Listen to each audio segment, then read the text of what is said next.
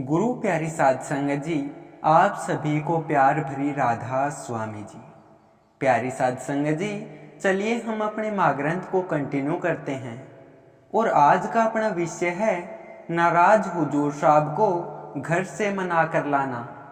प्यारी साध संगत जी, जिन्होंने बड़े महाराज जी और हुजूर साहब को एक साथ रहते हुए देखा है, वे इस बात की पुष्टि करते हैं कि उन्होंने आज तक किसी और के बीच इस प्रकार के प्रेम का साक्षात्कार नहीं किया है। यह निर्धारित कर पाना कि बड़े महाराज जी और हुजूर महाराज जी में कौन किसे अधिक प्यार करता था, किसी के लिए भी असंभव है। हालांकि एक बात निश्चित है कि उनका आपसी प्रेम इतिहास में प्रसिद्ध गुरु शिष्य जोड़ियों जैसे कि स्वामी जी महाराज और शालिग्राम जी, बुल्ले शाह और शाह इनायत, कबीर साहब और धर्मदास, निजामुद्दीन औलिया और खुसरो से किसी भी संदर्भ में कम नहीं था। दोनों के बीच प्रेम की गहराई का अंदाजा इसी बात से लगाया जा सकता है कि जब आप उन भाग्यशाली जीवों से संगत में मिलते हैं जो इस महाकाव्य प्रेम गाथा के साक्षी हैं, और अगर आप उनसे पूछें कि बड़े महाराज जी अपने मास्टर से कितना प्यार करते थे, तो उसका जवाब आपको उनकी नम आंखों से ही मिलेगा। जिन्होंने भी दोनों का संग किया है, वो निसंदेह होकर ये बात कहते हैं कि हुजूर महाराज जी का अवतरण तो सिर्फ और सिर्फ बड़े महाराज जी को संभालने के लिए हुआ है।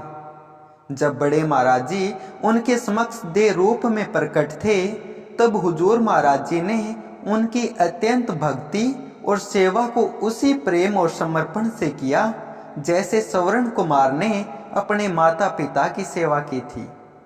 बड़े महाराज जी को नहलाना, अपने हाथों से भोजन खिलाना, उनके साथ सत्संग के लिए संपूर्ण जगत में भ्रमण करना, उनकी शिक्षा और महिमा को साहित्य के माध्यम से प्रसारित करना और अपने शेष समय में उनकी थकान को दूर करने के लिए उनके चरणों को प्रेम भाव से सेवित करना।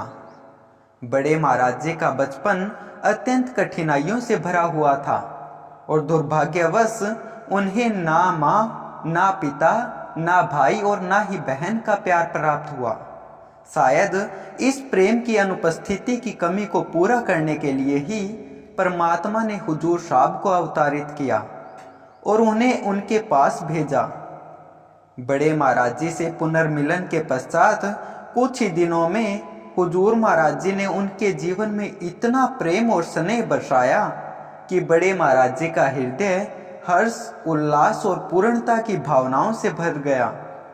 उन्होंने इस कदर बड़े महाराज जी को संभाला कि बड़े महाराज जी ने अनगिनत बार सत्संग में बड़े भावुकता से यह अनमोल वचन कहे, मेरी संभाल तो मास्टर ने की है, मास्टर तो मेरी माँ है, मेरा तो केवल मास्टर ही है। बड़े महाराज जी का सारी उम्र हुजूर महाराज जी को मेरा मास्टर कहकर पुकारना खुद इस बात का प्रमाण है कि वे इस दुनिया में सबसे निजी अपने मास्टर को ही मानते थे और केवल उन ही पर अपना पूरा अधिकार जताते थे। तभी तो मास्टर के आगे वे हमेशा मेरा शब्द का उपयोग करते थे। हुजूर साहब का उनके प्रति समर्पण ही इतना गहरा था कि वह अकेले ही बड़े महाराज जी की पूरी दुनिया बन गए थे। जहां प्रेम होता है, वहां झगड़े और रूठने मनाने की घटनाएं भी स्वाभाविक है। बड़े महाराज जी और हुजूर साहब के बीच भी जैसे किसी भी प्रेमी जोड़े के बीच होता है, कई बार विवाद और नाराजगी की परिस्थितियां उत्पन्न हुई। कई मौकों पर जब हुजूर महाराज जी से गलती होती तो बड़े महाराज जी इतना क्रोधित हो जाते थे कि उनसे बात नहीं करते थे। ऐसे में हुजूर साहब बड़े महाराज जी को मनाने के लिए हर संभव प्रयास करते थे और इतना पश्चाताप करते थे कि बड़े महाराज जी का क्रोध दूर हो जाता था। परंतु वर्षों के संग में ऐसे कई अवसर भी आए जब हुजूर महाराज जी एक छोटे भाई की तरह बड़े महाराज जी से नाराज हो जाते थे। तब बड़े महाराज जी उन्हें मनाने के लिए जाते थे गुरु शिष्य का यह अनूठा नाता इतना गहरा और जटिल था कि इसे समझ पाना लगभग असंभव है।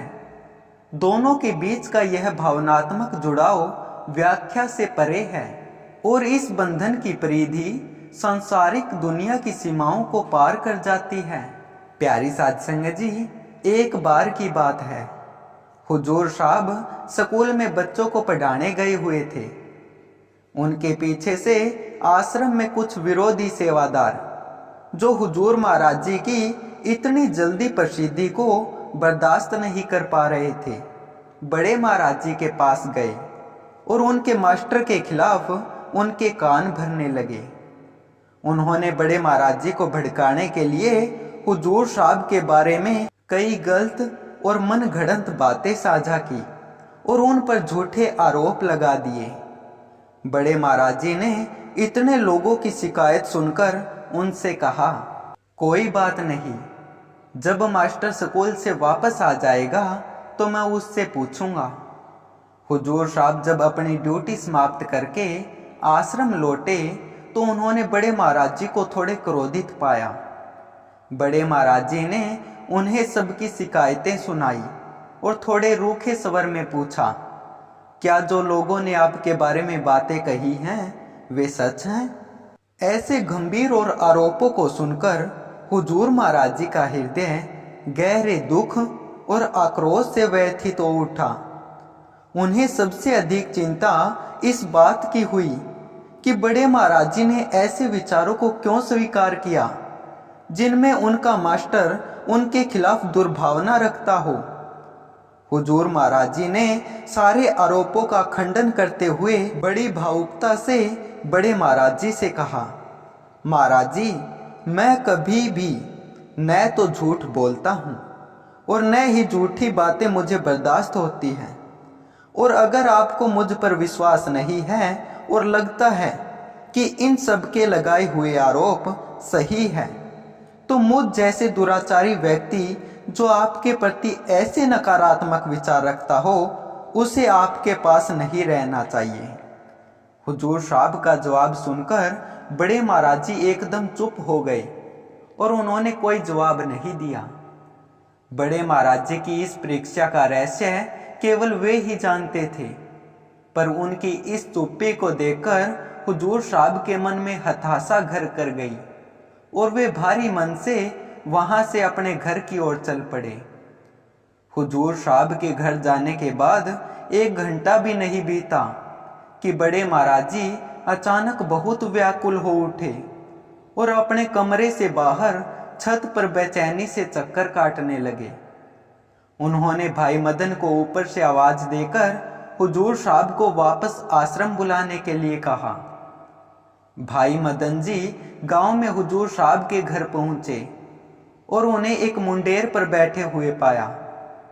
हुजूर साहब अकेले बैठे किसी गंभीर विचार में खोए हुए थे। हुजूर साहब अभी तक उस हैरानी से बाहर नहीं आए थे कि बड़े महाराज जी उन पर कैसे संदेह कर सकते हैं कि वे उनके विरुद्ध बातें कर सकते हैं। भाई मदन जी ने उनसे कहा, मास्टर जी, आपको बड़े महाराज जी बुला रहे हैं। उन्होंने कहा है कि आपको साथ लेकर आएं। हुजूर साहब ने टूटे मन से मदन जी को कहा कि वे वापस चले जाएं और वो शाम तक आश्रम पहुंच जाएंगे। मदन जी वापस आ गए और बड़े महाराज जी को बताया कि हुजूर साहब कह रहे हैं कि वे शाम तक वापस आ जाएंगे। यह सुनकर बड़े महाराज जी की बेचैनी कम नहीं हुई। वे मदन जी से विचलित होकर बोले, तू अभी फिर से जा और मास्टर को अभी वापस बुला ला। अगर मास्टर तेरे साथ नहीं आया तो अगली बार मैं खुद जाऊंगा उसे बुलाने। प्यारी साध संगत जी, एक शिष्य का अपने गुरु के दर्शन के लिए तड़पना तो स्वाभाविक होता है, परंतु हुजूर साहब उन विरले गुरुमुखों में से एक थे जिनकी एक क्षणिक दूरी भी बड़े महाराज जी को उनके सानिध्य के लिए आतुर कर देती थी। बड़े महाराज जी का हृदय अपने मास्टर से बिछुड़ने के एक छोटे से आभास से ही गहरी वेदना और पीड़ा से भर उठता था। शिष्य नवे गुरु को यह जाने सब कोई, गुरु नवे शिष्य को वो कोई बिरला होए। प्यारी साध संगत जी, कबीर साहब की गहन वाणी हुजूर साहब के जीवन से एक अद्वितीय समानता रखती है, जिन्होंने अपने गुरु से एक अपार और अनमोल प्रेम का खजाना प्राप्त किया था। भाई मदन जी बड़े महाराज जी के कहने पर दोबारा हुजूर साहब के घर पहुंचे और उनको बताया कि मास्टर जी जल्दी चलो, बड़े महाराज जी ने आपको तुरंत बुलाया है। वो आपके बिना अकेले बैठे बैठे भावुक हो गए हैं।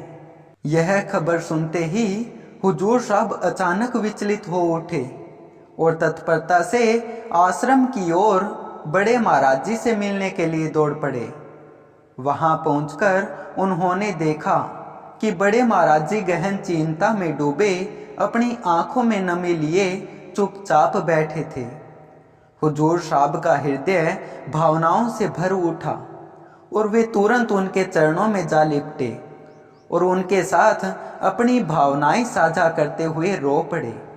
हुजूर साहब की इस हालत को देखकर बड़े महाराज जी भी खुद को शांत नहीं रख पाए और उनकी आंखों से अश्रुधारा बह निकली। हुजूर साहब ने बड़े महाराज जी के घुटनों पर अपना सिर रखकर उनसे विनम्रता पूर्वक प्रार्थना की, महाराज जी आप परेशान नहीं हो, मैं आपसे क्षमा मांगता हूँ, मैंने आपका दिल दुखाया है, मुझे माफ कर दो। इस पर बड़े महाराज जी ने उन्हें अपनी छाती से लगा लिया और कहा, मास्टर क्या मैं तुझसे थोड़ा भी कुछ नहीं कह सकता? मैं फिर किससे बोलूं? यहाँ मेरा और कौन है? भाई मदन जी जो उस समय वहां मौजूद थे, वे बताते हैं कि गुरु और शिष्य के बीच का वह अद्भुत प्रेम और अटूट बंधन इतना गहरा और प्रभावशाली था कि यह किसी भी कठोर हृदय को पिघलाने की शक्ति रखता था। बड़े महाराज जी और हुजूर साहब के 20 साल के संग में ऐसे कई मौके आए जब हुजूर महाराज बड़े महाराज जी से रूठ जाया करते थे। ऐसे क्षणों में भी हुजूर महाराज जी कभी भी अशिष्टता का परिचय नहीं देते थे, बल्कि वे जब भी नाराज होते तो संपूर्ण दिन मौन धारण कर लेते और चुपचाप अपनी सेवा में लीन रहते। हुजूर महाराज जी के गुस्से को देखकर बड़े महाराज जी उन्हें कभी मजाक से तो कभी लाड प्यार से मनाया करते थे। जब कभी हुजूर साहब नाराजगी के क्षणों में खो जाते तो वे घरेलू कार्यों का बहाना बनाकर अपने घर की ओर प्रस्थान कर देते। इस दौरान उनकी अनुपस्थिति का एक पल भी बड़े महाराज जी के लिए असहनीय होता, जैसे कोई अमूल्य खजाना खो गया हो। उनका मन व्याकुलता और चिंता से भर जाता और वे बार बार आश्रम के किसी न किसी सेवादार को हुजूर साहब के घर भेज देते। उनसे कहते, जाओ मास्टर को लेकर आओ। जब तक हुजूर साहब अपना मन बदलकर वापस आश्रम नहीं लौट आते, तब तक बड़े महाराज जी का मन बेचैनी में डूबा रहता और वे लगातार किसी न किसी को उनके पीछे भेजते रहते। प्यारी साध संगत जी, जीवन में पहाड़ जैसी जटिल कठिनाइयों का सामना करने वाले बड़े महाराज जी कभी भी विचलित नहीं होते थे, लेकिन उनके लिए 2 चीजें असहनीय थी। एक उनके मास्टर का उनसे रूठ जाना और दूसरी अपने मास्टर से दूरी। प्यारी साध संगत जी, कल फिर यहीं से हम अपने माँ ग्रंथ को कंटिन्यू करेंगे। तब तक आप सभी को प्यार भरी राधा स्वामी जी।